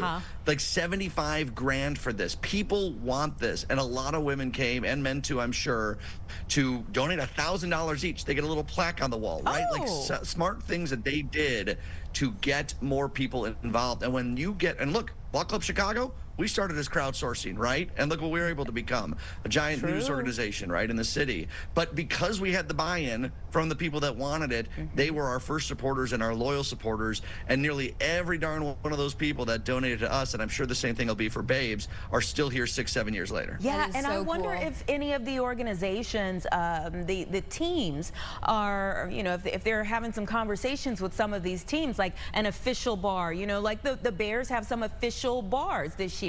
So, like, do they have some official? Girl, that's a great idea. I'm sure trying to make folks money. Yeah, and make sure she's on it. Trying to make folks money. It is a really swanky looking place, and I'm glad that they're only playing women's sports. And it does make a difference when the audio is on, right? Because yes, as John said, you can have something playing in the background, but having the audio on is always different. So I guess if there aren't any sporting events happening, are they just, you know, is it just the casual music and stuff, and you're just a place to hang? You're going to have to go and find out. Yeah, right. Great tease. Great tease. I wonder the same thing, right? I'm wondering, how do you fill every single night with women's sports? But maybe that's my own naivety about how much women's sports is actually out there. Of course, I know the WNBA. Yeah. Of course, I know NCAA tournament and women's college basketball. Soccer. But there's a lot of other things, too, that are on some of the channels that are now covering this stuff more. So I think for the most part, they're going to be fine almost every day and night having stuff on. I bet they have it figured out. Yeah. Or maybe take some requests if you don't have, you know, take some requests from the people who are in there. You've got the screen. So if you have some folks who are in there who specifically say, it's just like when you go into another sports bar and you don't see whatever game that you're looking for. I mean, if you don't have something that you need to be on that night, maybe you can just make a request and they put it on that. Okay, on the final note here. Every time I see a bar, I'm like, please put Fox 32 on full volume. I need to hear what's happening. You that's doing it everywhere. Full volume. Thank you, sir. We love you like that. Okay, on a final note here, a homeowners association, and I think that this is really something here. Homeowners association that's put up metal fences, so you're thinking private, but they've put up these fences around a public park in River North. The neighbors not so happy about it. Please explain what's going on there.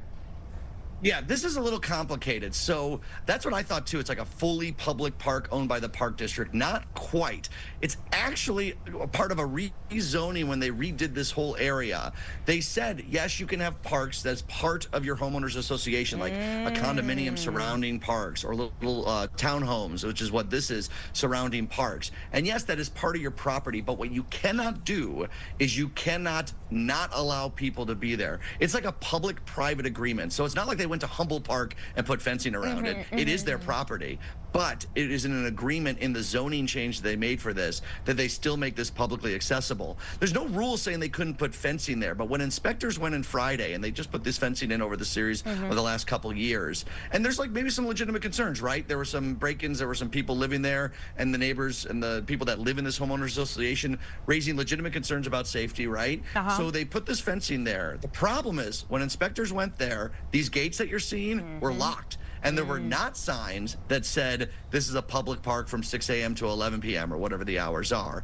So that was the problem, is that they were essentially treating this like a private park despite this private-public agreement that they had. They passed an inspection recently as they finished the fence and the gates. But even the gates, even though if the gates are open, the fences are still there, and a lot of the neighbors are just kind of bummed out. They felt like, hey, this is a great place to walk my dog, and now it just kind of feels like we're barricaded in. The Homeowners Association said, look, we are empowered to do this. Over 51% of our members voted for this.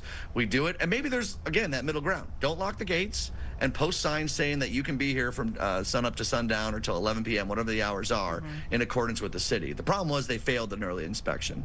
Yeah, of course. They need to put signs up. Why wouldn't you? Yeah, or the right ones. That was the other thing, too, is they were putting signs up that were a little misleading, right? They were a little like, I don't want to quote the exact thing because I don't have it right in front of me, but it led you to believe, like if I was just someone walking through, I can't go here. This is not, I don't live here. Of course, it's right. And so the signage was wrong, or then it's been corrected, or it's been posted in a more clear way. But it just raises the debate, generally speaking, from people who live here and those who don't. Should we, even in these agreements where you may be allowed to put a fence up, is this the right message we want to be sending to our neighbors? And I think that's a legitimate conversation. Yeah, and it's a tough one. It really is a tough one because, like you said, if the homeowners association is trying to address security concerns, it really puts everybody in a tough spot, because clearly there are some people who feel there is an issue and that they were getting somewhere by addressing it in this way. Right, and look, we got to look at all the Mac Lederman, our reporter, through his sources, got to look at all the minutes of the meetings when they discuss this sort of stuff. And there were legitimate concerns brought up about safety, home values, right? Yeah. Let's say you're showing off a place and there's something happening in the park that might be unsightly to some people, right? That brings your home value down. So I think there is a natural back and forth that could happen here. And I don't want to say that they're wrong for doing this. I just think that it's a good conversation to have. And if you're going to do it, you got to do it in the right and legal way. And it appears that they're in accordance with that. But I mean, you can see those gates right there, locked. You have to buzz someone at some point to get in. Now during the days, those are open. But I wouldn't even like try the handle, guys, if I walked up there, I wouldn't right? either. I'd be like, not for me. Yeah. And then I'm thinking, okay, in terms of policing it, that's difficult too. I mean, you've seen that even with the actual fully public parks.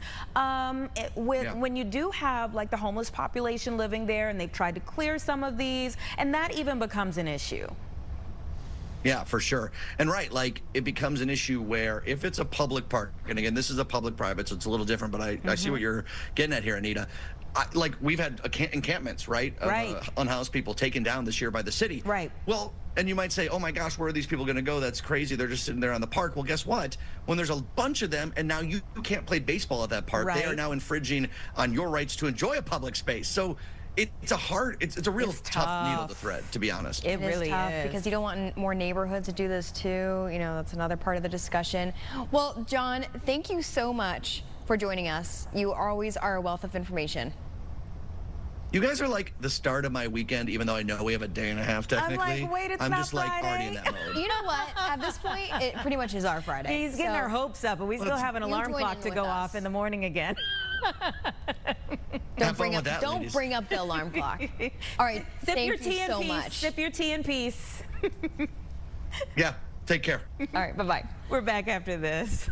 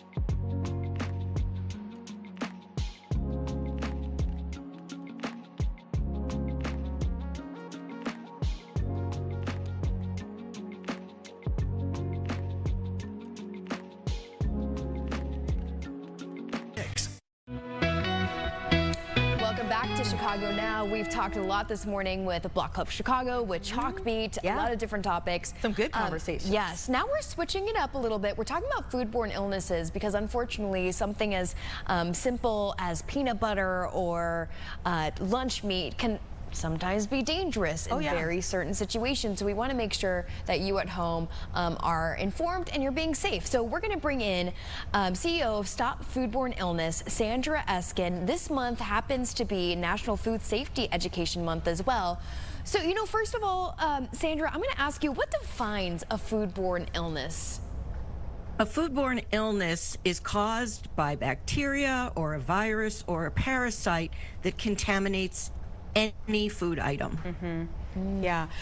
Okay, let's dig a little bit deeper, because I think there are a lot of misnomers when it comes to foodborne illnesses. So let's go over a few.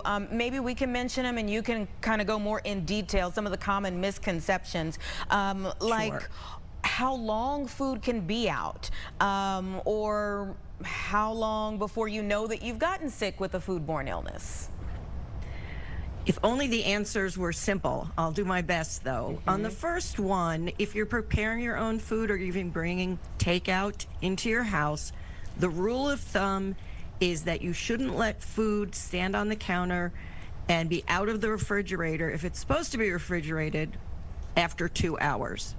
If it's a hot summer day, you've got the windows open and no air conditioning, it's an hour. So that is a good rule of thumb to follow.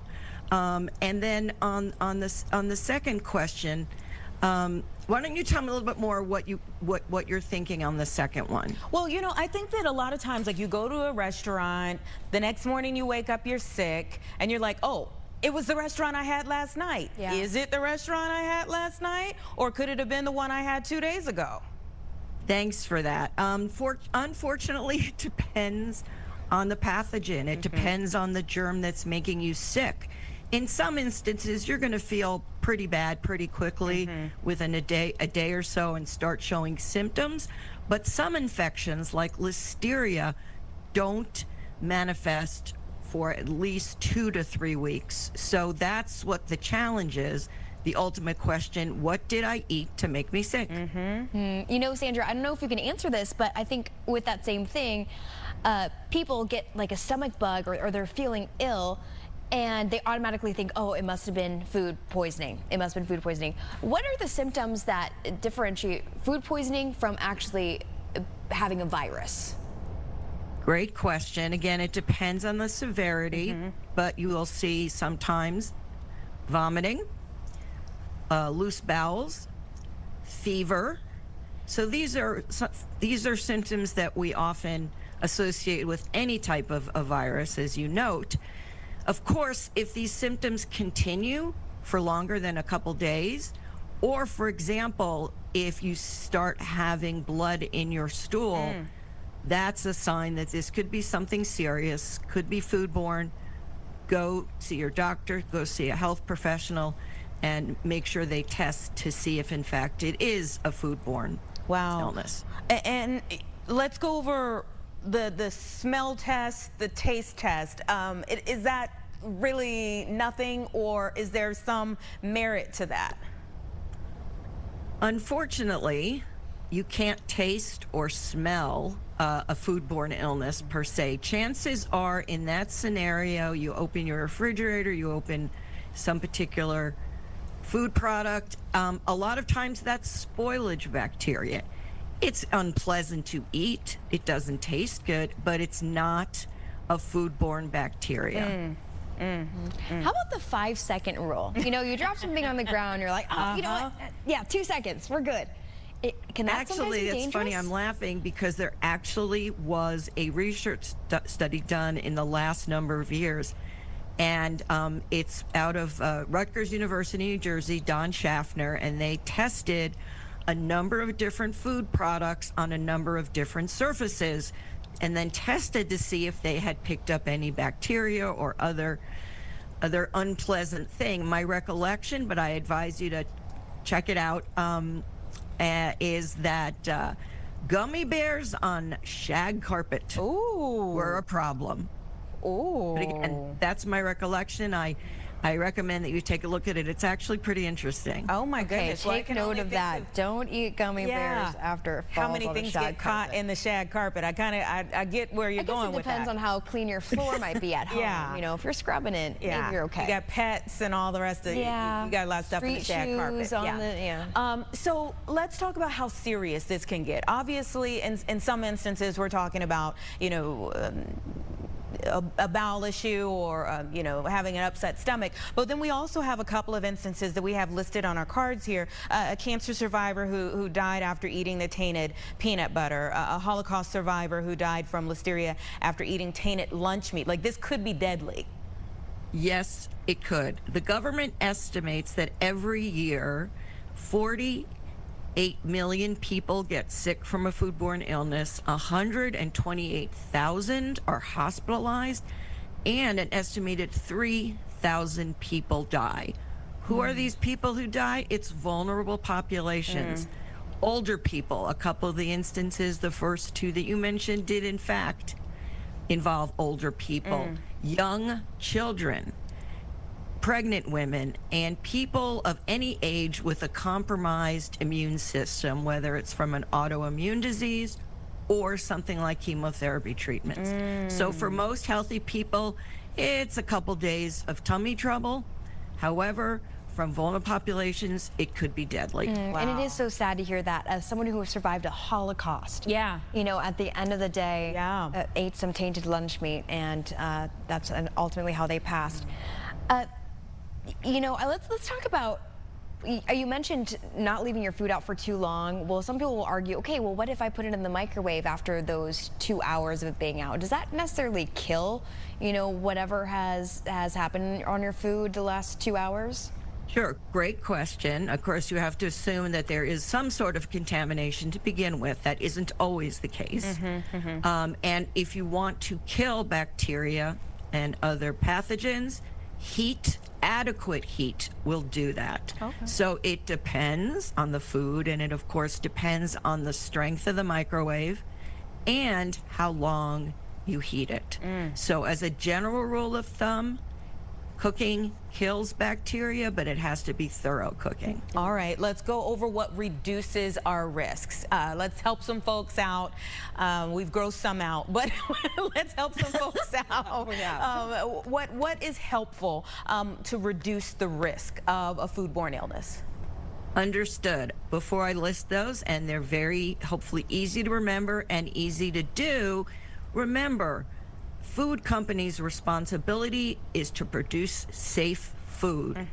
If the food they produce is contaminated, and the government, which is supposed to oversee companies to make sure that they do what they're supposed to do, you know, that food is coming into your home contaminated, and it could make your family sick. So the first thing we all should do is support strong federal oversight of food safety and make sure that companies know how important it is to consumers. I'm going to note 4 safe handling practices. The first one is wash your hands, wash the surfaces you're going to be preparing food on and the utensils and any equipment. That is absolutely essential. Safe hand washing is 20 seconds, thoroughly scrubbing. That apparently, I've been told, is singing happy birthday twice. Number 2, always separate raw food from cooked food. One of the biggest problems that leads to foodborne illness is cross-contamination, right? You are cutting chicken or meat, raw meat or poultry on a cutting board, and you use the same cutting board for both, or they touch each other. Have separate cutting boards, knives, and plates to put raw meat, poultry, and seafood on, as well as produce. Again, all of these are healthy foods when thoroughly cooked. Produce we're supposed to eat a lot more of, and we generally eat it raw. So that's number 2. Number 3, cook, certainly animal protein, thoroughly. Make sure you have a working meat thermometer. If it looks done, you don't know if it's done. You need to use a meat thermometer. There are many resources provided for free by the government and on the internet. How thoroughly you need to cook certain meat. Hamburger, for example, 165 degrees Fahrenheit. Again, stick the food thermometer in and let it register. So that's essential. And the fourth one, which we touched on a little bit at the beginning, is keep food at safe temperature. If you're preparing food and it's hot food, keep it warm, put it in the fridge. If you're going to cool it off, within 2 hours. And if cold foods you're preparing, again, make sure they go in the refrigerator by 2 hours. There's something called the danger zone. So you need to keep cold food at about 40 degrees Fahrenheit. That's close to some refrigerator temperatures. And hot food should be at 140 degrees or above. Again, it's just a good rule of thumb. 2 hours. Yeah. Make sure you store it properly. You've Sandra, been so helpful. Thank you. Yeah, thank you so much for all that information. I know that's also a lot for you to keep at the top of your head. We will have you back. We appreciate your time. Unfortunately, we have a lot to get through in our show, but again, thank you. No worries, thank you. And I'll just note that Stop Foodborne Illness is a Chicago-based organization. So Wonderful. I'd love to come back. Awesome, thank you. You got to come in studio next time if you're right here. See, that's what you do to yourself when you say that. That's a date. Okay. All right. Take care. And we'll be right back after this break.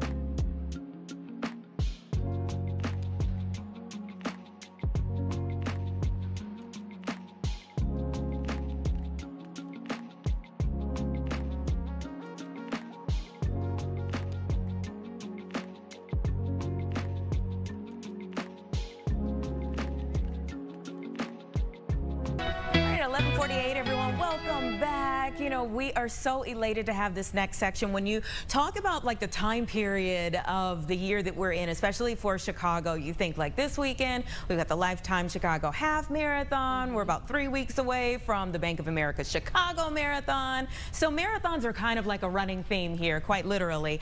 So September is also a time when we talk about pediatric cancer and sickle cell awareness month, and we've merged these themes for Lurie Children's. They are bringing a marathon spirit inside the hospital. And so we have here today Ellie Stromberg, Brittany Wright to talk to us a little bit more about what they're doing through this wonderful effort right now.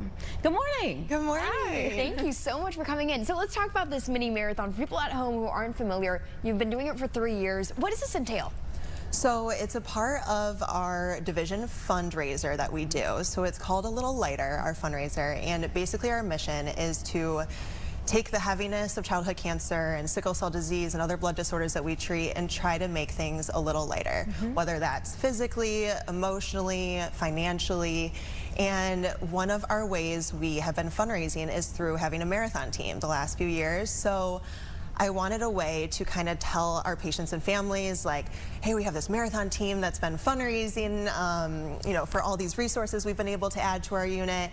So last year was our first time doing this mini marathon, we call it. It's a lap around the unit. Love it. We have mile markers, hydration stations, the kids get a medal at the end, the whole thing. And it's basically a way to kind of represent their journeys. I mean, most of the treatments for childhood cancer and sickle cell disease, these are months to years to lifelong effects at times, and so this is our chance to create like a fun event on the unit, but it really turns into kind of this emotional experience and day for patients and their parents. Yeah, and when we look at, you know, some of these pictures that have been going by, we're seeing these big so smiles. cute. And that means everything, and I think it brings like childhood back to some very adult-like situations that these children are having to endure right now. But it's not just the children, it's the whole family. So can you kind of talk about how this impacts the family unit? Yeah, so Ellie and I, we started this fundraiser about 3 years ago, and so Ellie had this idea where we literally made a bingo card, and we used Instagram. We all, about the nurses and the nursing assistants on our unit, posted this bingo card to our personal Instagram accounts, and it was so incredible at how the community came together to support these kids and their families. And honestly, the average donation is $20, and we raised $50,000 in our first month. And so it's so nice to have the funds to essentially buy things for the patients, for their parents, for their siblings, that like us as nurses, we see the need on the unit. And honestly, one of our favorite things is to ask the kids themselves and ask their parents, like, what do you need? Like, you know, how can we help this, you know, be a little bit easier coming to the hospital so frequently, and like, what can we do to help? Yeah, that is so awesome. Not only you guys nurses, so you're superheroes in that aspect, but doing this extra step. Thank you so much for what you do. What are some examples of things that they have said, hey, we might need this, this would be nice to have? Yeah, I mean, and so our families, they need good thermometers. You know, they have to have peace of mind that they can detect fevers at home, and so we give all of our families thermometers.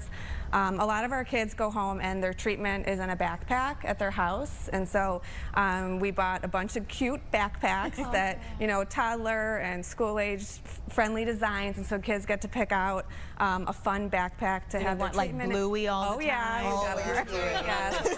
Paw Patrol, all the good stuff. And so it's things like that, and then we'll try to give like the moms who are in the hospital a lot, like a chance to step away from the bedside and come have dinner, meet other moms that are going through similar things. So it's just the little things that are the big things that are for us, you know. So and you mentioned, you know, some of the moms and parents having those bonding moments, really going through similar situations. What's the response that you all get from them about the effort that you're making?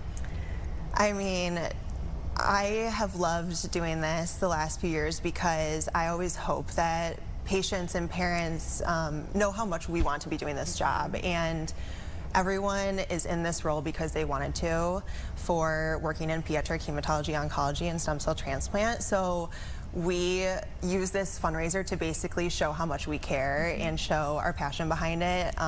It's been a great opportunity for us to go the extra mile basically outside of our shifts because we care so much about these kids. I mean, they're just the greatest kids you could imagine, and multiply that by 100. That's how I explain my patients and their parents. So truly working with the most wonderful people, and it's our way to kind of show them how much we care. Can I also ask you the flip side of that? Like, for you all, I mean, we were talking in the break about like how you know, our job might look one way if you don't do it on a daily basis, and your job might look one way if you.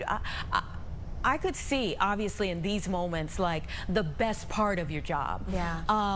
But I can also imagine the worst part of your job. So does this also help you all mentally and emotionally as well to be able to do this?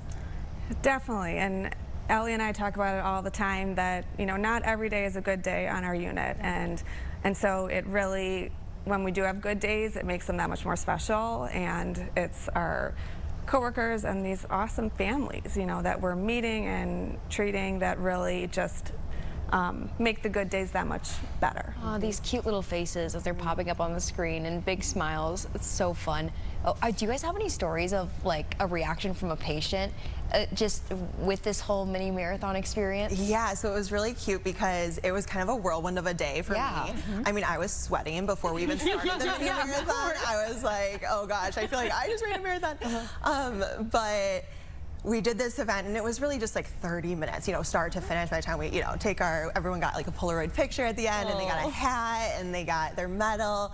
And then, we kind of as day shift go home and the night shift comes on. And I had so many coworkers who were really cute. They were asking their patients, like, as they're coming on their shift, they're like, hey, how was your day? Did you have a good day? And they're in their hat and their medal and they said, I ran a marathon today. Oh, I love and it was just really sweet, again, to these kids and even our teenagers, like just what that day meant to them wasn't even really something that we could have pictured from their point of view. It was really special. So from year 1 to year 3, how has it grown? How has it changed?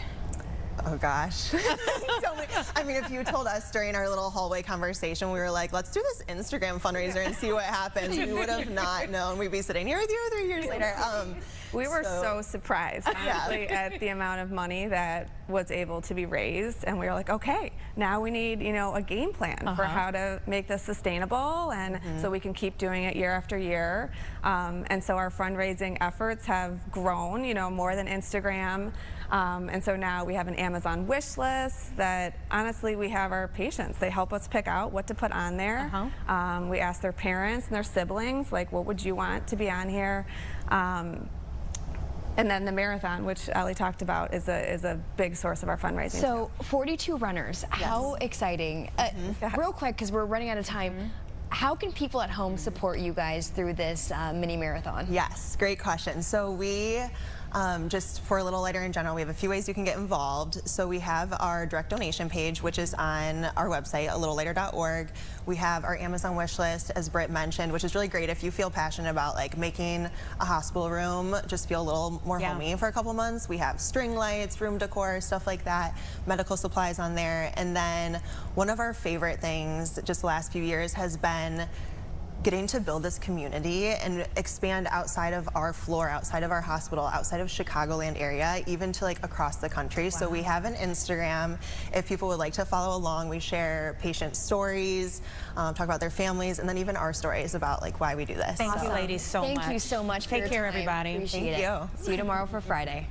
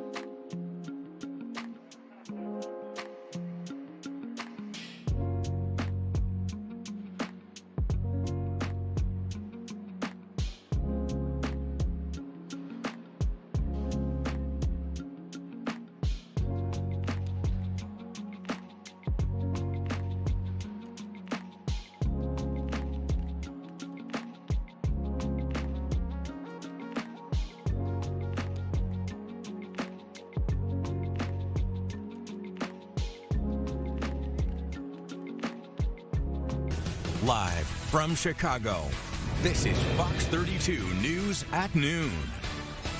Next at noon, a busy day for City Council. We're going to be breaking down 2 proposed ordinances that could affect you. The Chicago Teachers Union says students deserve stability, not politics. We'll have their message to leaders today. And let's take a live look outside. Looking pretty nice out there, feeling like fall. Caitlin's going to be joining us with the forecast. Good afternoon, everyone. Thanks for joining us today. I'm Sylvia Perez.